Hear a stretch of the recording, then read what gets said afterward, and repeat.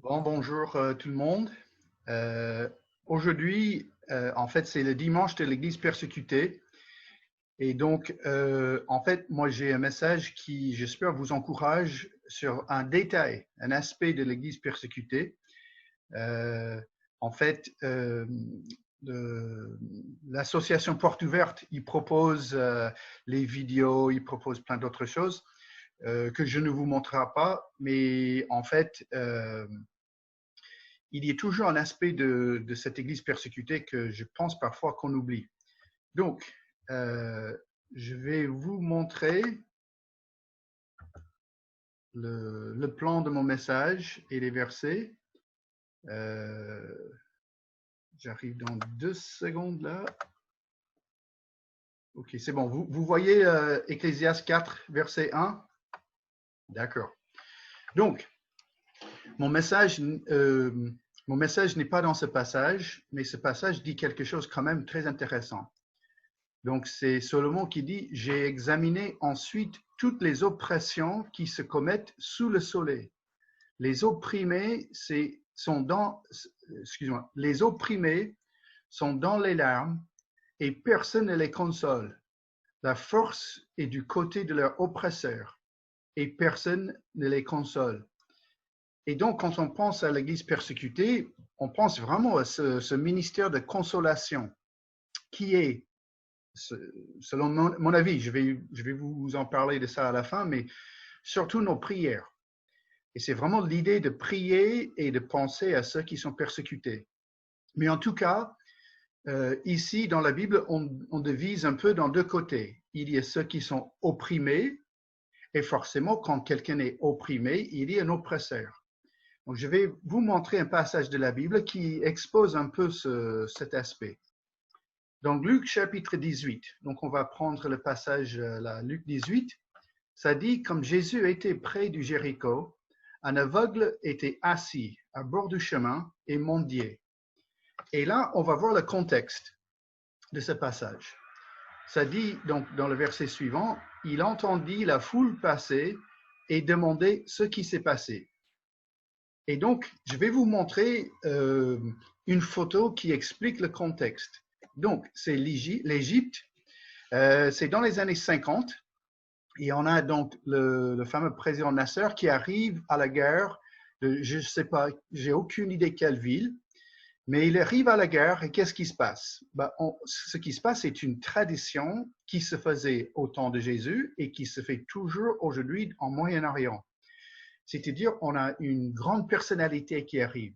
On a quelqu'un, on a quelqu'un célèbre qui arrive et donc tout le monde quitte la ville, ils vont même en dehors de la ville et ils sont là pour accueillir la personne qui arrive, la personnalité. Et donc, ça se faisait au temps de Jésus, ça se fait même aujourd'hui, parce qu'en fait, Jésus, déjà, sa réputation commençait à tourner dans les villages, un peu partout. Et donc là, à Jéricho, ils savaient, ah voilà, Jésus vient, il est quelqu'un, il guérit, il a un bon message, donc on va l'honorer. Et donc, dans Marc chapitre 10, c'est un passage parallèle.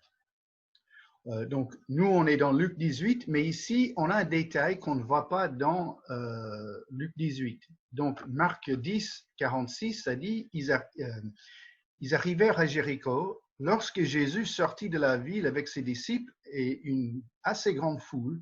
Bartimée, le fils aveugle de Timée, était assis en train de mendier au bord du chemin. Et donc, avec Marc 10, on connaît le prénom de, de, de cet homme aveugle.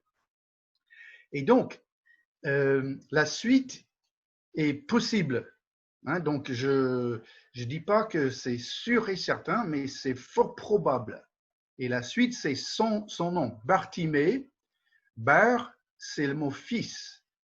Et Timée, c'est le mot saleté ou indécence, attendez, déshonneur, imperfection, ordure ou souillure. Donc, ça ajoute un élément à notre histoire. Mais avant que je touche l'élément, j'ai trouvé un peu terrible ce prénom. Hein. Par exemple, si on a quelqu'un dans notre assemblée ou si on a quelqu'un dans notre quartier et son prénom c'est Bar Poubelle, c'est pas très beau. Hein. On se pose la question pourquoi son papa est nommé Poubelle. Hein. Donc, Bartimée, c'est pas très beau. C'est le fils de saleté. Donc, la question est pourquoi? Et là, on ne sait pas. On n'a aucune idée. Mais il est fort probable, donc, quand même, en portant ce prénom et en faisant ce qu'il faisait. En tout cas, ce qui est sûr et certain, selon les écrits de l'époque de Jésus, c'est les écrits juifs. Cet homme-là, en fait, il était considéré comme quelqu'un qui a soit lui-même péché ou dans sa famille. Et on sait, parce qu'il y a d'autres passages dans le Nouveau Testament, dans les évangiles, où on dit un homme, Jean chapitre 8, 9, 10, 11, 12. J'oublie exactement le chapitre, mais cet homme aveugle, quand les disciples ont vu que l'homme aveugle, ils ont dit qui a péché, lui ou ses parents ou sa famille. Donc, on sait quand même que d'avoir ces handicaps était considéré comme signe de mal ou de péché ou quelque chose qui n'allait pas. Donc, quand ils ont fait un film de Jésus, ils arrivent là, ils montrent l'homme aveugle. Et vous voyez donc ses vêtements, sa main, sa tête, ça ne change pas beaucoup entre lui et les autres derrière lui. Et donc, je vais vous montrer quelque chose qui est peut-être plus proche de la réalité. Et c'est ça. Bartimée, fils de saleté. Il est fort probable qu'il ait été beaucoup plus proche à cet homme ici, là, que vous voyez, que dans le film le garçon qui est bien rasé, qui est correct, qui porte les beaux vêtements. Donc, si ça, c'est vraiment le contexte, on a quelqu'un qui est opprimé. Et en plus, moi, j'ai d'autres preuves. Et je vais vous montrer qu'il était quand même vraiment opprimé.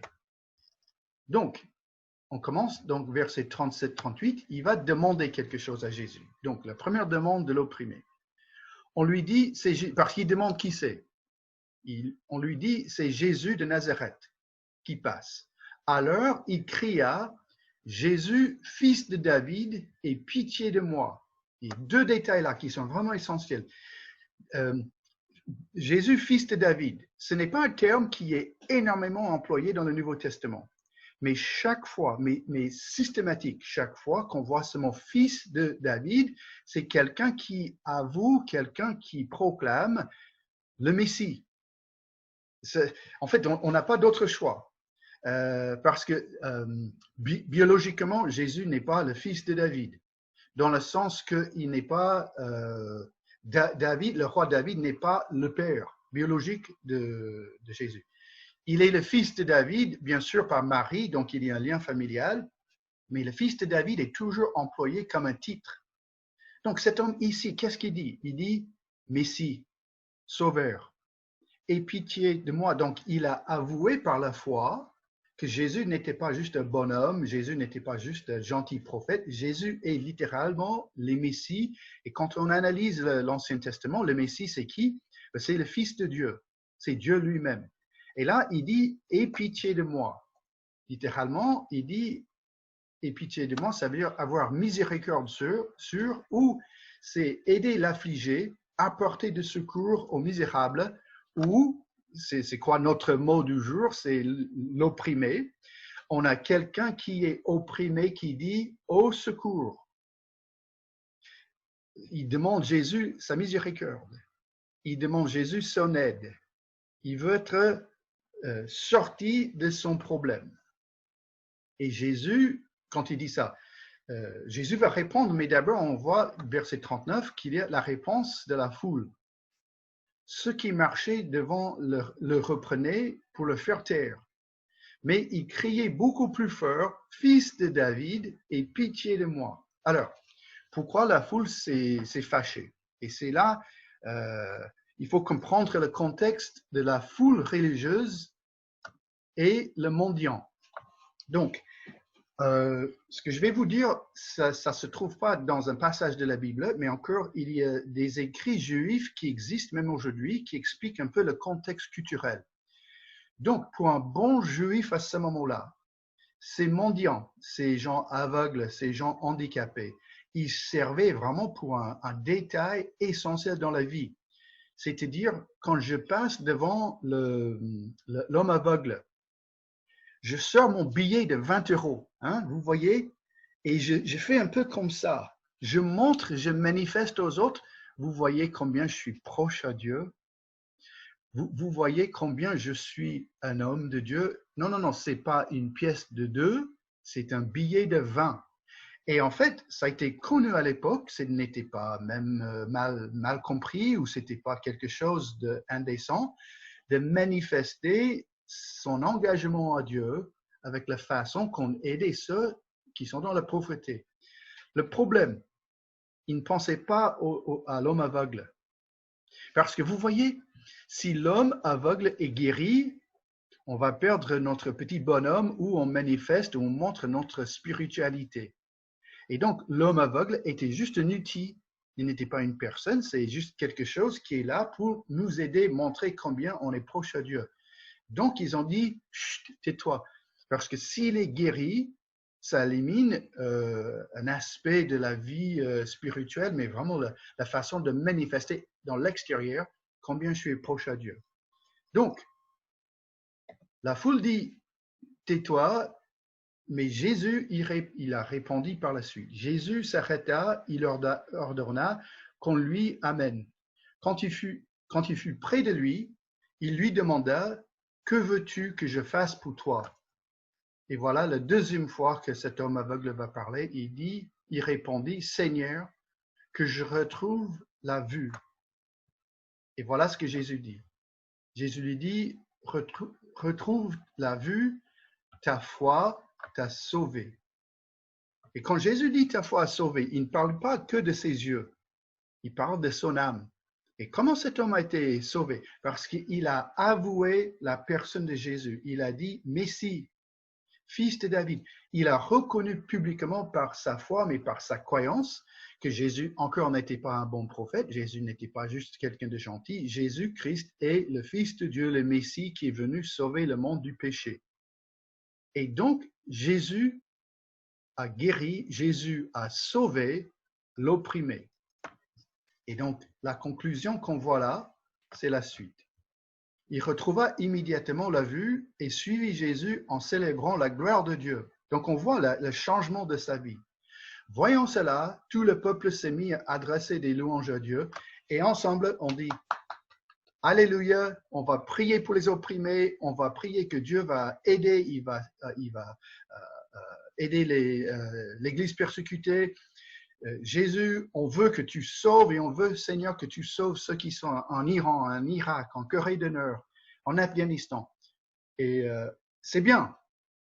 Mais mes amis, j'ai menti. Il ne faut pas dire ça, mais ce n'est pas complètement la conclusion. Parce qu'on a un problème. C'est la conclusion bis.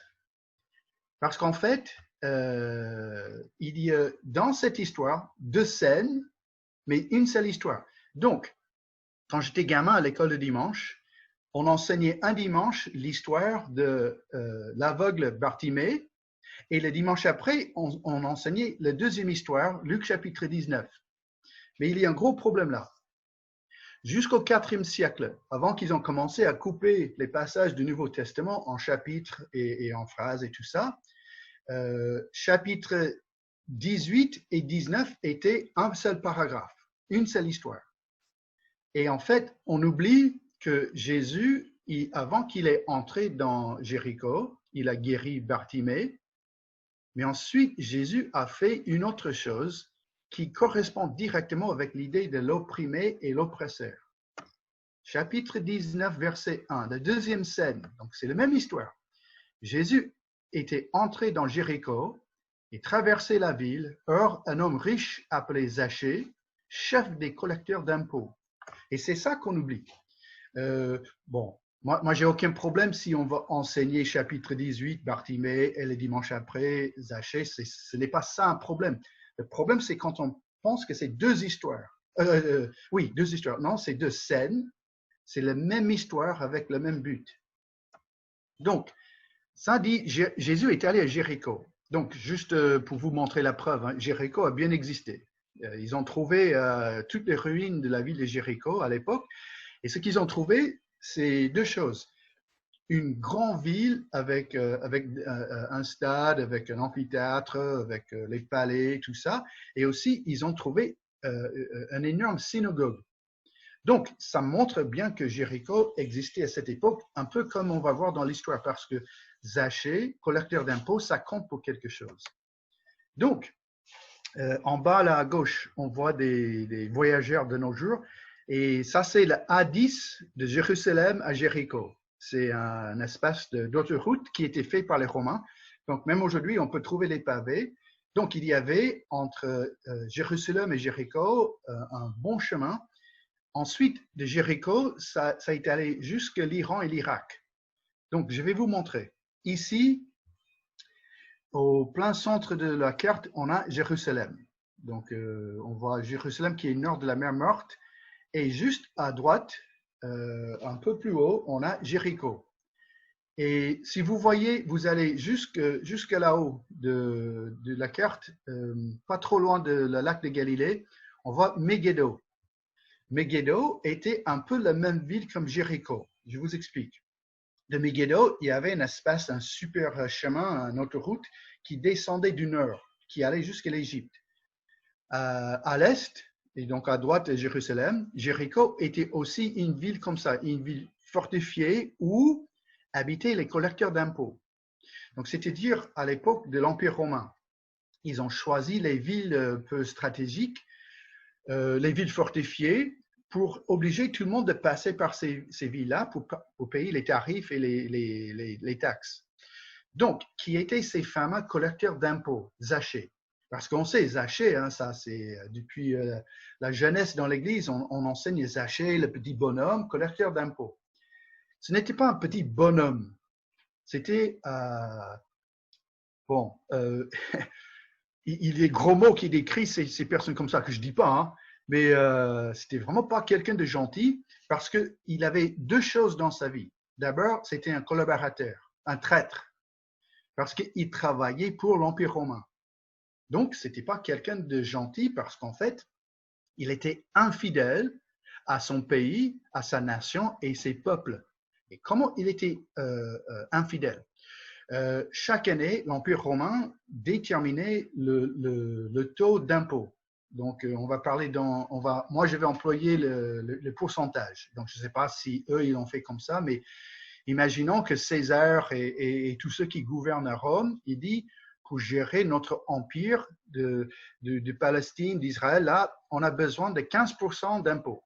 Donc, il envoie une lettre à Zachée qui dit, notre cher bonhomme qui est collecteur d'impôts, il faut imposer les taxes et les tarifs de 15%. Et lui, le lendemain, il prend cette lettre, il se lève, il dit, César nous commande de payer 25% de nos impôts. Et c'est fait. Et c'est que lui qui sait que César veut 15 et pas 25. Et qu'est-ce qui se passe avec le 10% de plus? Ben, il faut voir ses poches. Parce que c'était un homme riche. Et alors, comment il est devenu un homme riche? Il était un collaborateur qui montait tout le temps.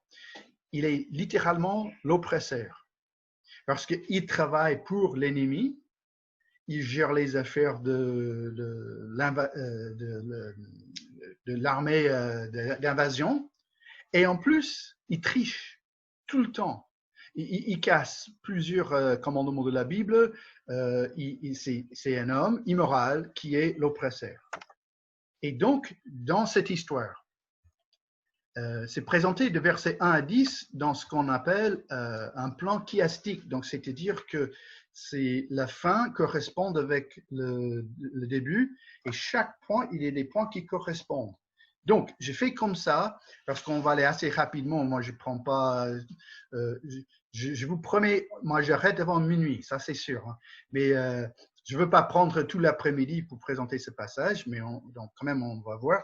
Ça dit, Jésus est entré dans Jéricho et traversé la ville. Et la fin dans le verset 9, ça dit, alors Jésus dit.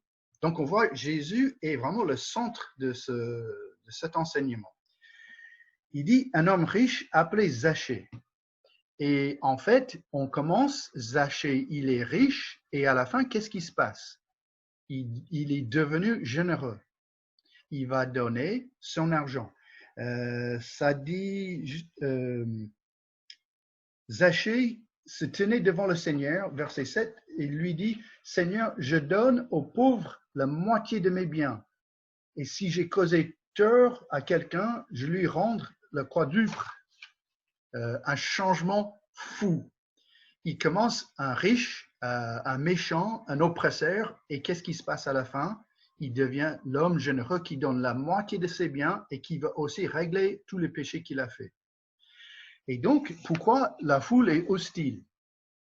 Verset 3, Zachée cherchait à voir qui était Jésus, mais il n'y parvenait pas à cause de la foule, car il était de petite taille. Il courut en avant, montant sur un sycamore pour voir Jésus parce qu'il devait passer par là. Donc, quand je dis la foule était hostile, ça dit il avait envie, il voulait voir Jésus, mais à cause de la foule. Et donc, ça, c'est subtil. Alors, pourquoi je dis la foule hostile? Zachée était un homme de l'État. Donc, on va imaginer qu'un jour, le président Nicolas Sarkozy vient à La Rochelle. Non. Là, je dis une bêtise. Le président Nicolas Sarkozy vient à Rochefort pour voir l'Hermione. Il n'arrive pas parce que la foule bloque sa vue. Vous imaginez le président bloqué par la foule? Si vous imaginez ça, vous ne connaissez pas le président comme moi j'imagine. Hein. Quand le président arrive, qu'est-ce qui se passe avec la foule? On se divise. Si on est pour ou contre, parce qu'il a ses hommes de sécurité. Donc, le président n'est jamais bloqué. Le collecteur d'impôts n'est jamais bloqué parce qu'il est officier. Alors, qu'est-ce qui s'est passé ici? C'est Jésus arrive, Zachée a envie de voir Jésus et la foule ne se divise pas. Donc, en dehors de ça, je ne sais pas exactement comment ça s'est passé, mais j'imagine hein, qu'il a au moins demandé hein, écartez-vous, hein. Moi je suis Zachée, hein. Moi, je suis officier de l'Empire romain. Donc là encore, ce que j'imagine, la foule se retourne, ils font la cite. Hein, ils grimacent. Bonhomme, non merci. Aujourd'hui c'est notre journée. Aujourd'hui c'est notre homme Jésus. En tout cas, c'est illogique que la foule n'a pas donné la place à Zachée, sauf que la foule n'aime pas trop cet homme. Donc, j'imagine que la foule est hostile. Après, la foule va se rendre en colère, mais on va arriver là après. Donc, Zachée y montre l'arbre, là.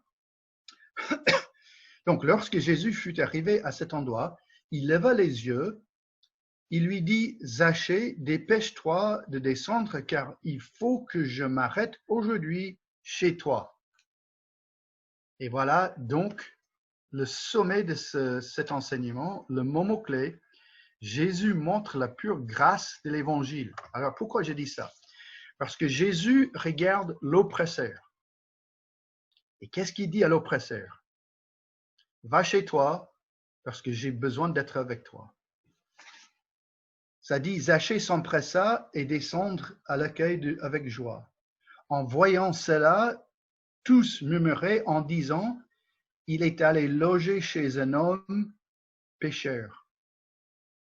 Mais Zachée se tenait devant le Seigneur et c'est là que Zachée va annoncer la transformation de sa vie.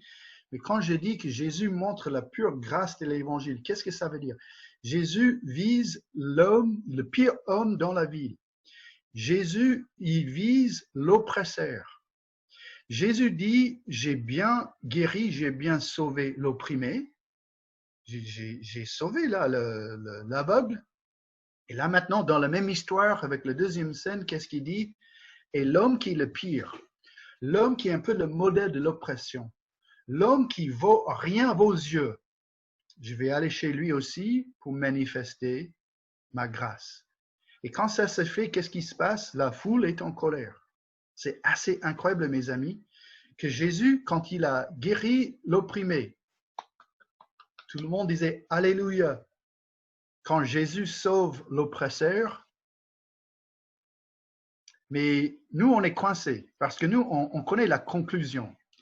Jésus a dit, verset 10, « En effet, le Fils de l'homme est venu chercher et sauver ceux qui étaient perdus, les opprimés et les oppresseurs. » Et aujourd'hui, quand on pense à l'Église persécutée, on veut et on doit prier pour tous les chrétiens de Corée du Nord, de la Chine, de l'Irak, de l'Iran, de l'Arabie Saoudite, de Corée du Nord, de tous ces chrétiens. Mais est-ce qu'on prie pour les djihadistes? Et quand je dis ça, j'ai envie de bloquer mon caméra. Parce que ça, c'est ce qui est bizarre avec Zoom. Je vous vois, hein, mais je vois mon visage aussi. Et si vous me posez la question, Marc, est-ce que tu pries beaucoup pour les djihadistes? Je baisse ma tête. Pas récemment. Est-ce qu'on prie pour ceux qui sont les oppresseurs des chrétiens? Est-ce qu'on prie pour nos ennemis? Est-ce qu'on prie pour ceux qui nous persécutent? Jésus commande ça déjà dans d'autres passages, mais ici, qu'est-ce qu'on voit? En effet, le Fils de l'homme est venu pour chercher et sauver ceux qui étaient perdus comme Bartimée et Zachée, l'opprimé et l'oppresseur. Et donc, on peut quand même voir une application. Et l'application se trouve dans Philippiens 2, 3 à 5. Donc, moi, je commence avec verset 5, ce qui n'est pas très logique, je comprends, mais ça dit que votre attitude soit identique à celle de Jésus-Christ. Mais c'est quoi cette attitude de Jésus? Avec humilité, considérez les autres comme supérieurs à vous-même, que chacun de vous, au lieu de regarder à ses propres intérêts, regarde aussi à ceux des autres. Donc, je comprends et je vous dis, hein, d'abord, ce passage est pour chrétiens entre chrétiens, ça, mais aussi il y a quand même une application qui va plus loin. Quand je dis, il faut que je prie pour l'oppresseur, il faut que je prie pour les djihadistes. Mais comment ça? J'ai pas trop envie, hein. Ils coupent les têtes, ils sont méchants, ils font plein de trucs, hein, j'entre pas dans les détails. Apparemment, il faut que je prenne dans mon cerveau l'attitude de Jésus, qui n'a pas regardé son propre intérêt, mais qui est allé sauver Bartimée et Zachée. Jésus-Christ est mort pour le monde entier, y compris les opprimés. Et donc aujourd'hui, quand on pense à cette Église persécutée, il faut qu'on pense aussi à ceux qui persécutent. Il faut qu'on prie pour ceux qui persécutent autant que ceux qui sont persécutés. Parce que Jésus-Christ est venu sauver ceux qui persécutent les chrétiens. L'apôtre Paul est notre modèle numéro 1. Donc, ce dimanche de l'Église persécutée, je vous encourage de prier pour nos frères et sœurs persécutés. Mais aussi, je vous encourage de prier pour ceux qui persécutent les chrétiens. Prions. Seigneur, je te remercie pour ce message et je te remercie, Seigneur, pour cet exemple que Jésus nous a laissé. Autant, Seigneur, il est facile à prier pour les Bartimées de la vie. Seigneur, il est compliqué et difficile à prier pour les Zachées de la vie. Mais Seigneur, ton Fils l'a fait et c'est ton Fils qui nous fortifie, c'est ton Saint-Esprit qui nous dirige. Et donc, Seigneur, aujourd'hui, je prie que tu puisses nous encourager de prier pour ceux qui persécutent les chrétiens. Seigneur, je prie que tu travailles dans nos pensées, que tu travailles, Seigneur, dans nos cœurs et qu'on soit vraiment convaincus de la nécessité, Seigneur, de prier pour ceux qui nous maltraitent. Et donc, Seigneur, merci pour Jésus, merci pour ta parole et merci pour ton Saint-Esprit qui nous dirige avec toutes ces vérités. Et on prie ces choses, Seigneur, au nom de ton Fils Jésus. Amen.